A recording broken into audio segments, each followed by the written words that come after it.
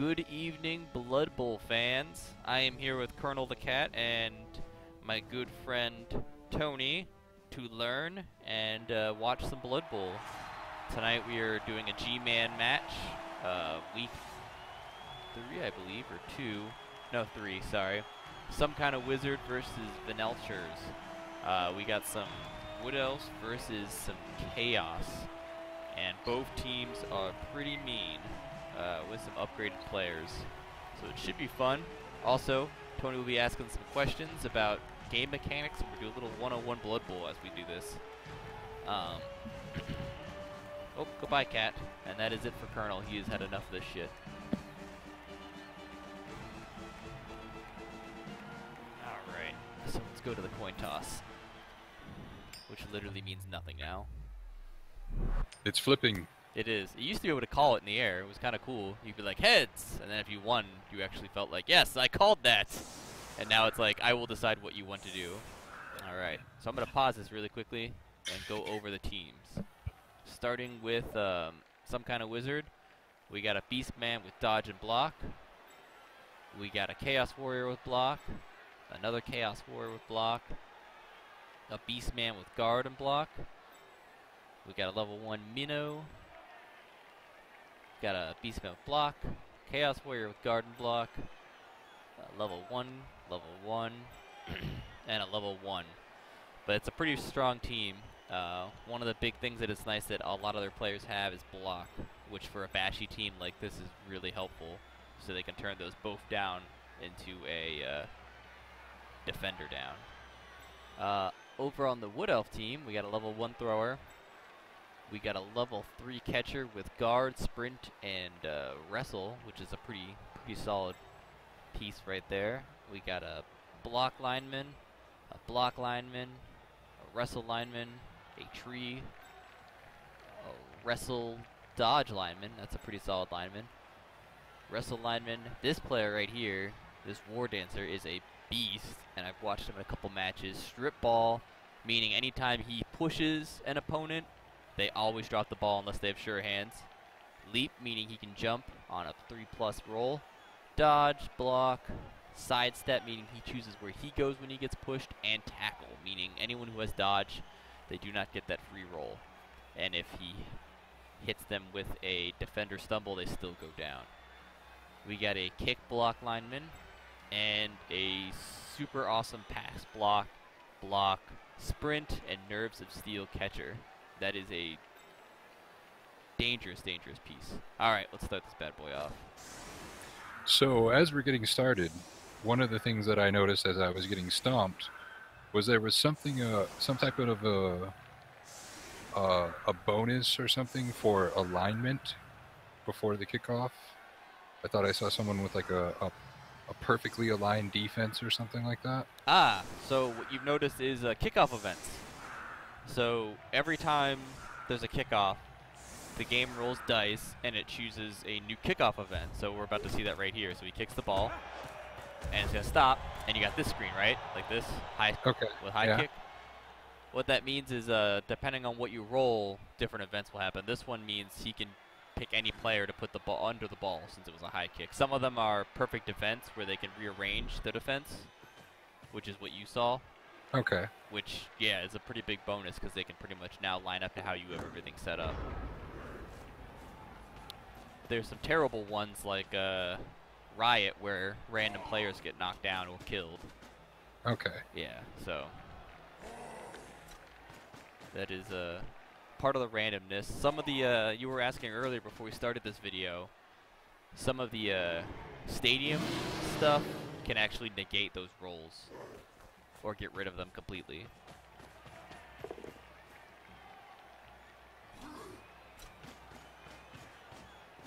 Alright.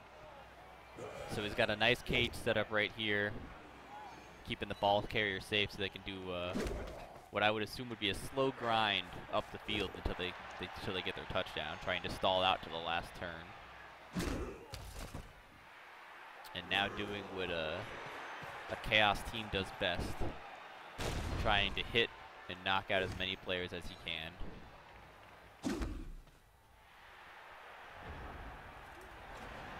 And if a player is knocked out, there's a chance for them to come back every score.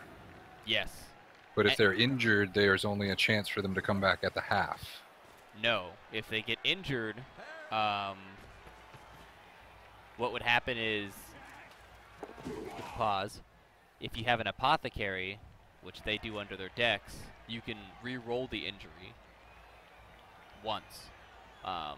And if it's successful, it can either change it to like completely not injured, where they may come back the next drive, or it can change it to something less catastrophic. But normally when a player is injured, they are out the rest of the game, if not dead forever. Okay. Yeah. So a team like this, that's actually a good thing to point up for. A smart Bashy player right now, since they have possession of the ball, wants to try to get as many injuries as possible, so they're going to try to block as much as they can. Or get lucky with that. That's beautiful right there. That's going to really hurt. That knocked out player is a strong piece that's going to be off the board now.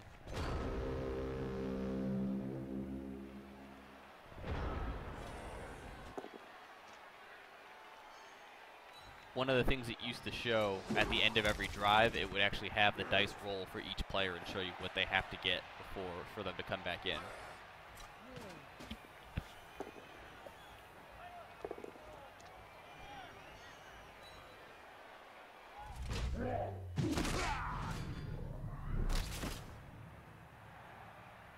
And another elf goes down. So he's making a bunch of smart moves, since Wood Elves have a pretty low armor value, as you can see, 7. He's really capitalizing on the fact that A, he's got strength 4 players, and B, a lot of block. So he's taken a good use of blocking as much as he can to try to thin them out. And unfortunately, for High Sails is rolling a lot of 1s, which is pretty much the only time an elf team's gonna lose is when they roll a lot of 1s. Nuffle is not on his side. And there's another 1.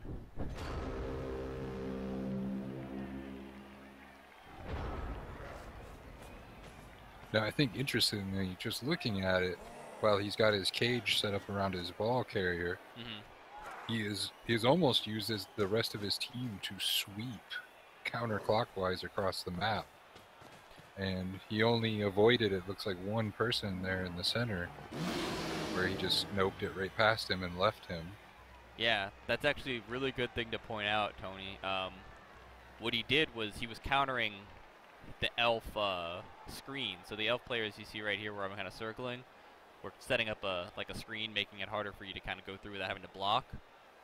And he did exactly what you said. He took his stronger players, sweep the side up so he can move to a new cage to set him up into scoring position. Right, and just totally ignored the tree. And is that because the tree is so slow? Yep. Or Yep. Okay. He's got a piece right here on the tree, and the tree's got only, I believe, 1 agility. So it would probably get tripped. Yeah, it's not going to dodge, so he's sacrificing a beast man so he can clear up a lane and just continue bashing and moving forward. It's a very, very smart play for a running game. I mean, High Sails did everything that they could have in their power with that kind of setting up a screen, but the fact that he is able to just push them out of the way and sweep to the other side, he's got all the turns in the world to do so. Now, when a player is pushed out of bounds, is it an automatic injury or an automatic KO? It is a roll. So they get pushed off, it will do an injury roll, and they're guaranteed to be off the pitch for the rest of the drive, but they may or may not get hurt or knocked out. Okay. Yeah. You can actually see it right down here in the lower right-hand side, the dice that's rolling for it when it happens.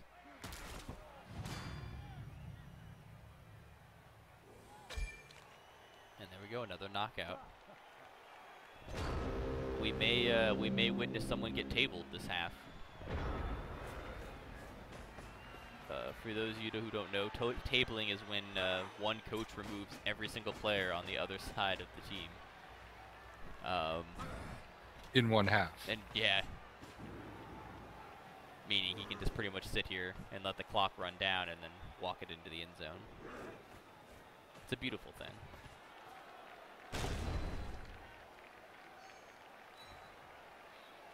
Now, we've really taken the time to point out what this person on offense is doing really well.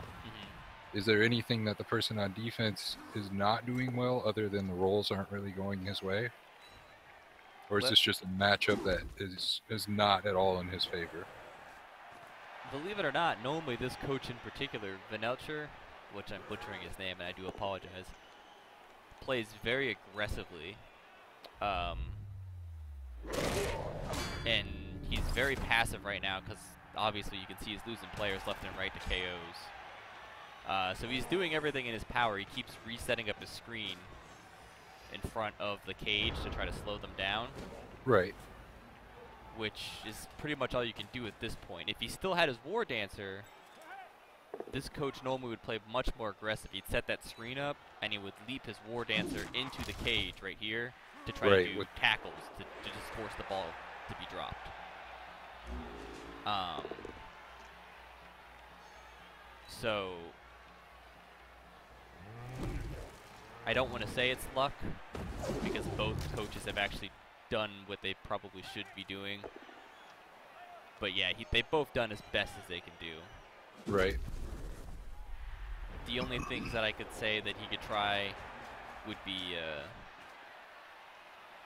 taking a lineman he doesn't care about with wrestle and just do a stupid dodge in there and hope that on the double red dice that he gets favorable results.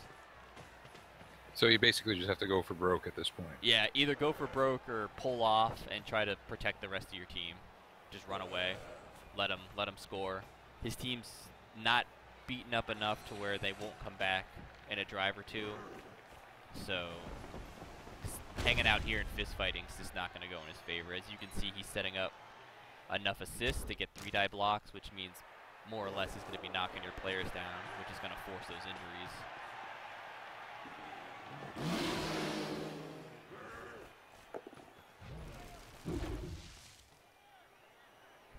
And that tree is unfortunately just too far away, as you can see, to do any real good.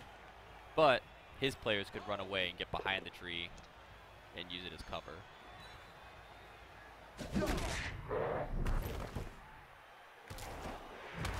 We got a good block right there. Now, one of the things he can do, even though it's a really crummy position that he's in, with going for broke, is he pushed him away, set up for a gang foul on the Minotaur since he's down.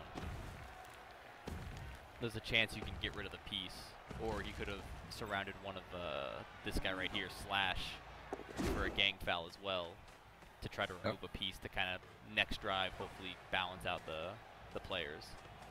Now, a gang foul is when there are 3 or more of your players surrounding the person?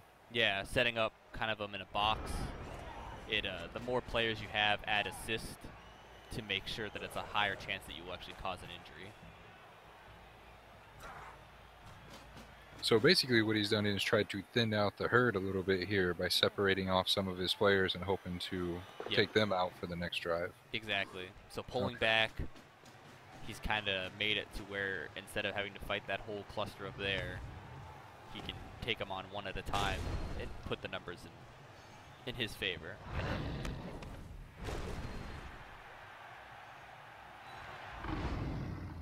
Ooh. Down goes another elf.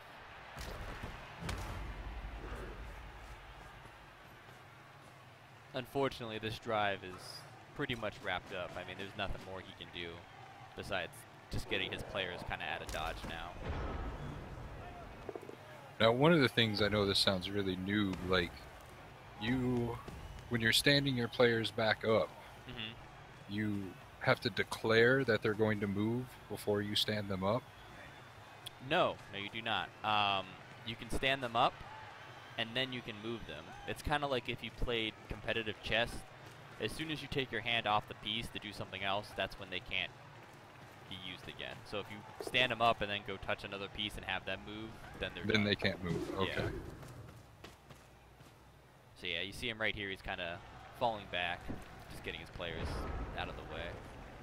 And sometimes, like you see right here, it's best just to leave your player down if you don't think he's going to get fouled, because You don't want to risk the dodge and maybe him getting KO'd again.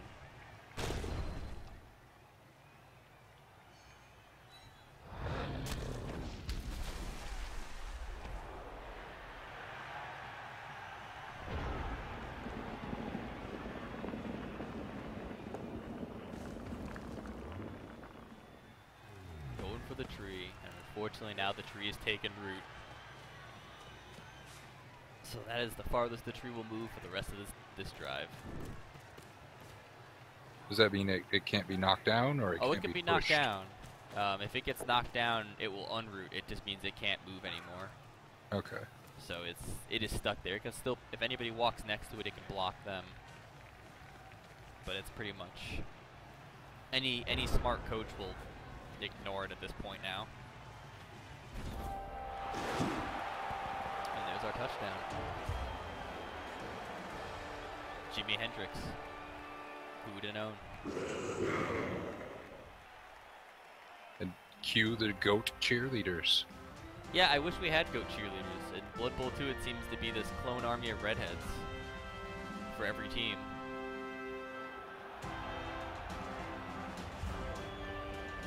Oh, looks like most of them are coming back.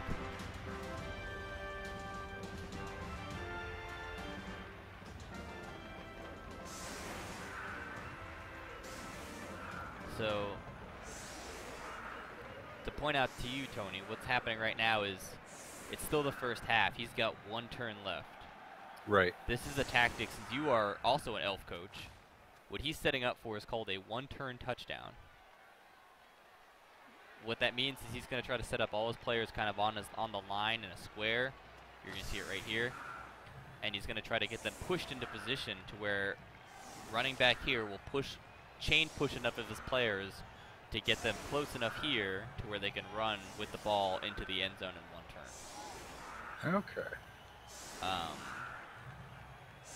Being that they're wood elves, they have some of the highest movement, being 7 on their linemen. I think their catchers are 8, yeah. And he's got sprint, meaning he gets 3 GFIs going for it. It's a good chance that if it all turns out right, he actually might be able to score in this turn and tie it up. And that's very helpful for him, if that's like that. So you're seeing him here, he's going to try to push him. He's going to do a handoff, and then his player's got enough movement that with the right push from here, getting him out of the way, yep, just like that, he can now run in if he makes all his going for it. I was actually going to push him one more time. My bad. Yeah, I'd never seen this before. This is really interesting. So he used the chain push, since there are people so close together, he can actually force them out of the way. And just give them a clear shot. To a touchdown. Wow. Now, the counter to that is most people, when it's a one-turn kind of setup, they're put all their men in a straight line on the back line. That way you have to dodge through them. On the goal line? Yep, on the goal line. Okay.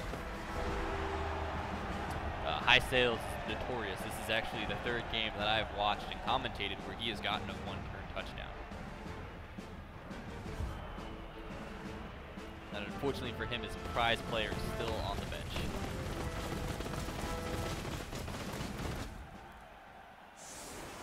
Yeah, that's the thing about elves, dude. They're really good at scoring quickly. I mean, especially wood elves. 1-turn, 2-turn touchdowns are not unheard of with a quick pass play and a quick run in. Now it's the second half, so obviously some kind of wizard setting up his defense, and he's going to be kicking off to High Sales. Looks like he's closing up those lanes now. Oh yeah, he's definitely. I don't see a lane through there this time. Yeah, we can actually, let's open up the grids really quickly. Now you can actually see all the tackle zones a little better, players' names. There we go. And for all of you who don't know how to do that, it's control. We'll just you can cycle through that. It's sometimes nice to see. I normally like to put my minnow on the line of scrimmage. I can see why he wouldn't since he's got the tree up there. But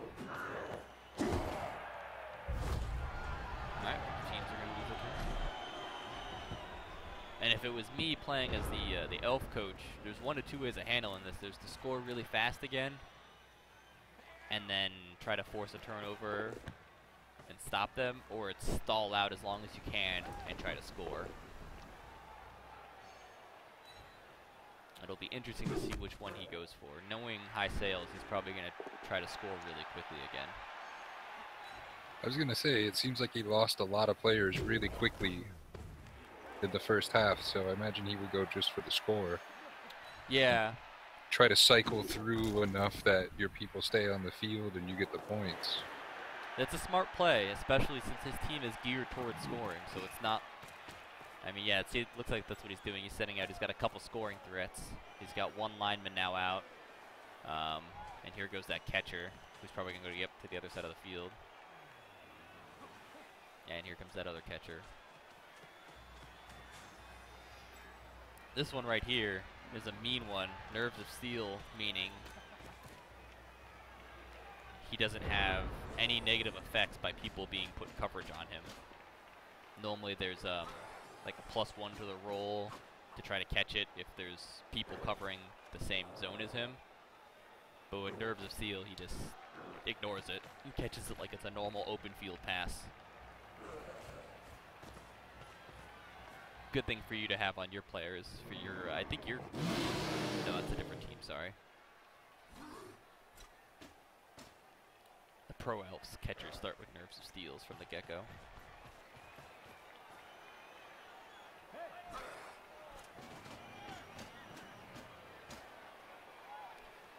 Now on defense, this is always a tricky play. He made the smart call trying to tackle the guy with Nerves of Steel, because obviously it's probably the one it's going to go to.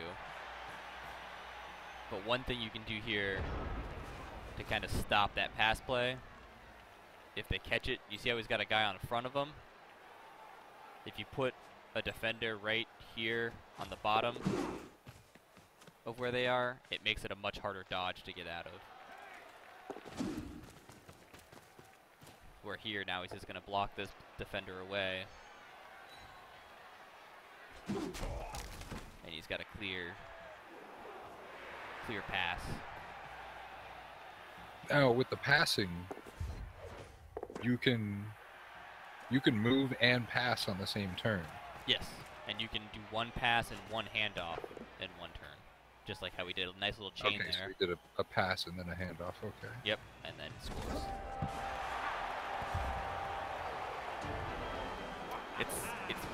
It's not unconventional for a Wood Elf team to be down to like 4 players left, and you see them set up just a string where they have just 1 guy hanging in the backfield with the ball, and then a couple other people set up to pass and hand off. And that War Dancer is not getting back up.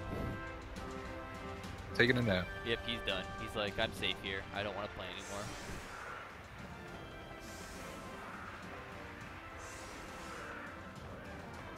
Yeah, with a team, when most of your players have agility 4, that means most passes and most handoffs are, all you have to do is roll 2 or higher. Sometimes a 3 or higher. So it's pretty safe to do that. All right. He gets a perfect defense. And a nice deep kick, which will really work out for high sales. Being able to use their speed, hopefully they can put pressure on the ball by getting past the defenders, especially if he fails to pick it up. They might be able to score 1 more goal or touchdown. And that pretty much be the end of Monsters of Rock. Chaos teams, it's real hard to kind of get points up on the board that fast.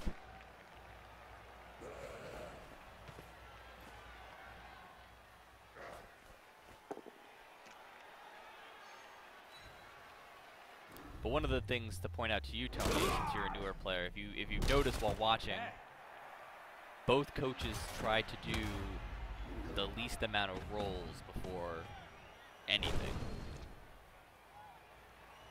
they try to do the safe stuff first so they don't get those turnovers. This is obviously a bad example since you went for a block. And lost. And lost.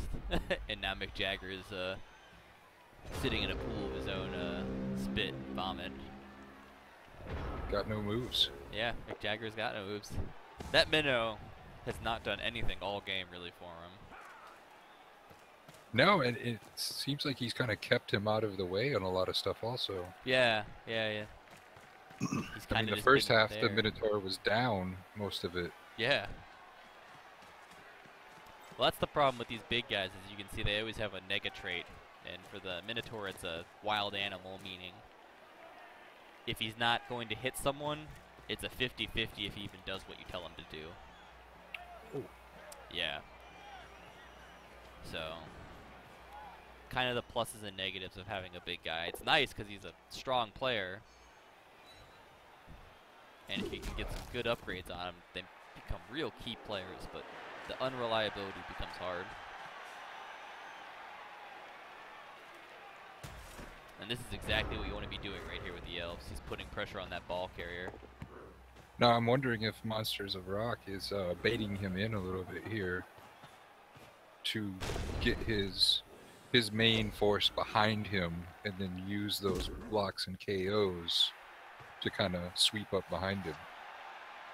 It's a good possibility. I mean, he didn't go for the ball on that first turn, and he had it kind of surrounded. Maybe he was hoping that Venachar would take a real quick push for the ball so he can move in his players and get more blocks and try to thin the field a little more to make another easy score.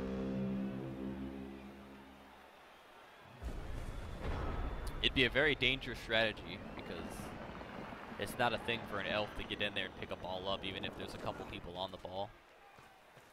No, and he's well within range of the goal at this point. Yeah, I mean, it could be a quick touchdown. Unfortunately, this seems to be delaying the battle for the center of the field and very much bringing the battle of the field closer to your goal line, which is really risky. Yeah, it looks like High Sails is pulling back a little bit, making a screen again. So yeah, see their tree man took root, so it looks like he's going to try to set up a screen right where his tree man is. I mean, he's got the lead, so maybe he's thinking if he can hold him the next 4 turns, that can be the end of the game. Or is he going to go for a foul? That looks like he's setting up for a gang foul right there.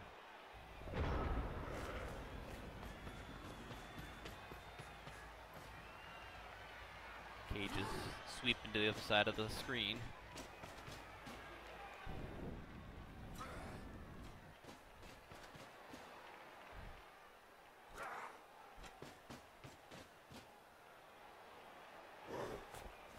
But it's looking like it would take him pretty much all of these turns to reach the goal. Oh yeah, he's gonna have to keep going, almost full sprint every time. 1, 2, 3, 4, 5, 6. Yeah, it's gonna take him at least 3 turns to get there, at moving at six spaces.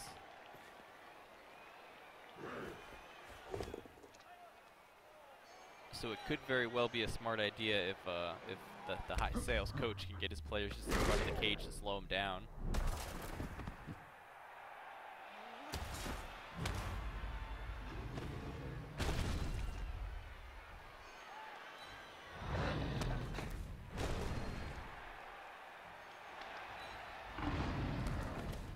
Then he got up and out of there.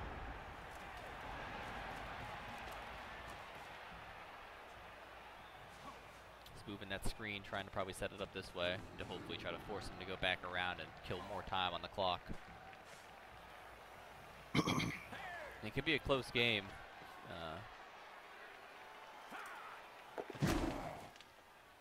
He may be able to, some kind of wizard may be able to pull out a draw.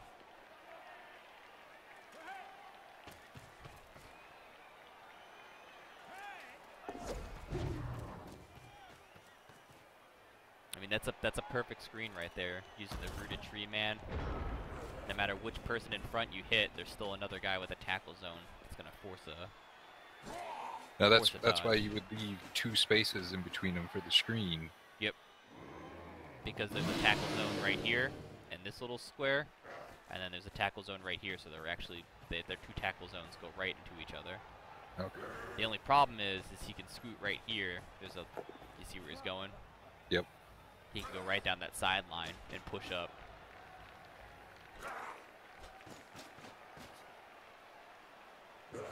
Yeah, I don't know if he's going to have the turns to reach there, though. I think he might be setting up for a pass play. I think he's going to actually push some of these players down and get him in scoring range and kind of risk it for the pass, because I don't think he's going to have enough time, like you said, just to grind through the cage or grind through the screen.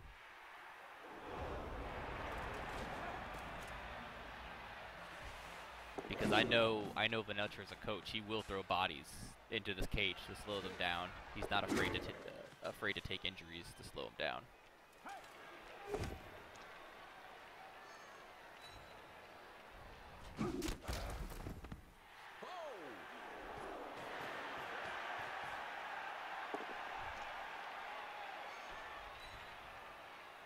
It's like the pass attempt has been stifled. Yeah. Yeah. Those elves have a lot of range. Oh yeah, their movement, those wood elves are quick. I mean, he's got 6. That's 1, 2, 3. He can get there in a straight line with both going for it. But he's got to flat out move it from where he is.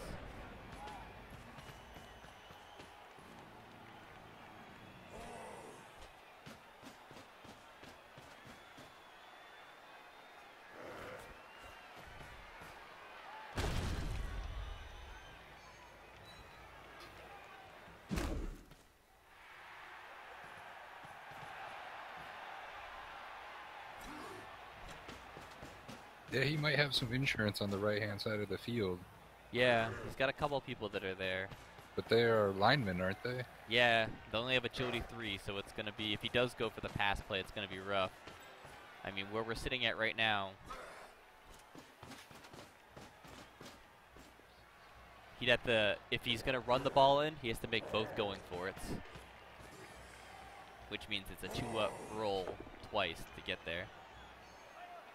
So we'd have to blitz straight through this catcher. Oh. That's beautiful.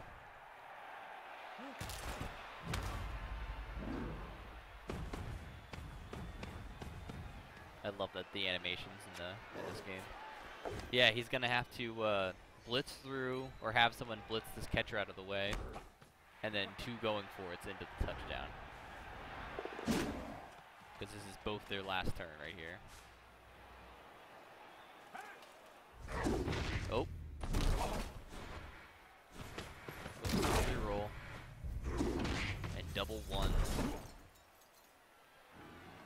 So this puts him in a bad spot. And a very plausible chance that he can get in. He can now make a quick block right here. And then 1 blitz. And touchdown ahoy.